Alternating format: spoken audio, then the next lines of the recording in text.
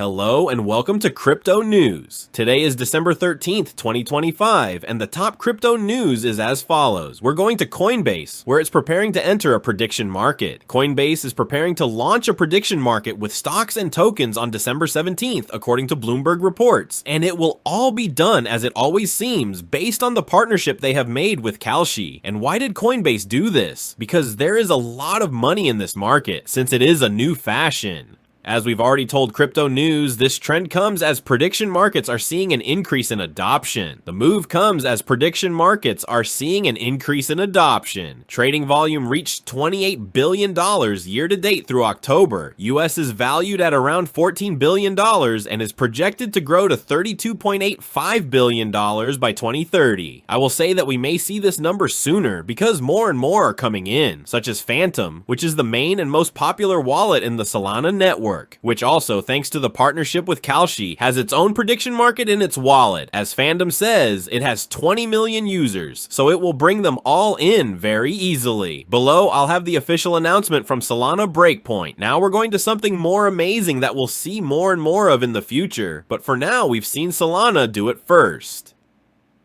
Figure Technology has filed a second public offering to bring a company to Solana. Basically, Figure Technology, a blockchain-based financial services company focused on tokenized assets and lending, has filed for a second public offering with the goal of listing current shares directly on a public blockchain, and that's in Solana, apparently. As the company's executive chairman told us, blockchain-based stocks will not be traded on traditional markets, currencies like the Nasdaq or the New York Stock Exchange, nor will they rely on listing like Robinhood, Prime Brokers, Goldman Sachs, and others. All they want to do is transact not on centralized entities, but on decentralized entities. And we're talking about DeFi and Solana. So as we have already said in Crypto News, tomorrow the entire financial system will come to the blockchain, and all new companies that go public will naturally come to a blockchain. This is the first company that aims to do this in the Solana network, and let me tell you that I will have the company president's statement in the description below. Moving on, we're going to go into Solana's infrastructure and go to Firedancer, which aims to get Solana's network running at 1 million transactions per second. This network is already live in Solana, so the Solana Foundation announced Firedancer, a long-awaited client application that was developed over 3 years and is already running on the Solana network, making it harder to disrupt the network. For those of you who don't know, a blockchain client is software that validators run to connect and participate in the network. So Firedancer is a kind of software that promises to make Solana's network more stable and faster.